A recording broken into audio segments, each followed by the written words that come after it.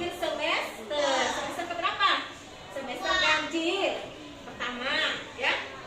Ya. Nah, anak-anak kelas 1 ini kan dia kan ada yang sudah lancar membaca, ada yang masih mengeja, kan? Jadi di rumah harus belajar supaya kalian bisa menjawab soal, bisa memahami isi soal, apa perintah soalnya, bisa memahami isi-isi teks bacaan. Nah, di buku-buku ini kan banyak nih anak-anak. Di buku-buku bacaan, buku-buku kalian ini kan banyak teks-teks cerita. Ya, ada cerita dongeng, cerita pendek, cerita panjang, ya. Lucu-lucu, ya, ada gambar-gambarnya.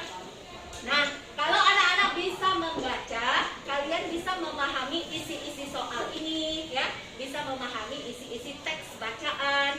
Paham? Nah, kenapa ada anak-anak yang kemarin ulangan harian itu, ulangan tengah semester itu ada yang tidak tuntas, ya, nilainya. Kenapa? Karena masih belum paham, belum bisa memahami isi bacaan, karena belum lancar membaca. Nah, ada juga anak-anak yang kemarin ulangannya dapat 100, ada kan? Oke, kita kasih tepuk tangan dulu. Yang anak-anak yang nilainya tuntas kemarin dapat 100, berarti dia sudah bisa memahami isi soal yang ibu guru berikan. Nah, anak-anak, selain manfaat kalian rajin membaca, ya, bisa memahami isi teks bacaan buku-buku, kalian juga bisa membaca. Misalnya, sekarang kan zaman canggih, ada HP, ada internet, kan? Betul? Nah, kalian bisa belajar ketik-ketik WA atau SMS, chat, ya, dengan bapaknya atau dengan mamanya atau dengan kakak, dengan adik. Jadi kalian bisa, oh ini ada pesan misalnya, oh ini ada informasi yang ibu guru berikan di WA. Anak-anak udah bisa membaca, ya, paham ya?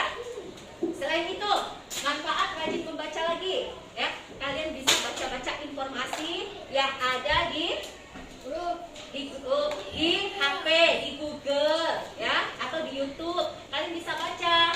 Oh, dapat informasi ada berita nih, misalnya akan terjadi banjir, misalnya, ya.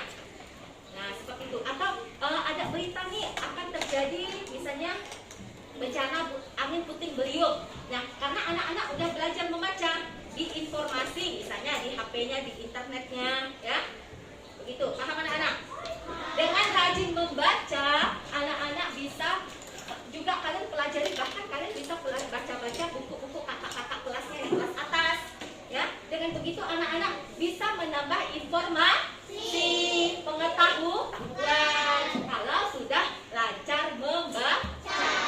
Terbiasa membaca tuh asik. Jadi anak-anak pintar, bisa menjadi anak yang pintar karena banyak informasi tentang pendidikan yang kalian dapatkan. Paham ya? Oke, anak-anak, setelah ini kita akan belajar membaca, ya, bersama-sama.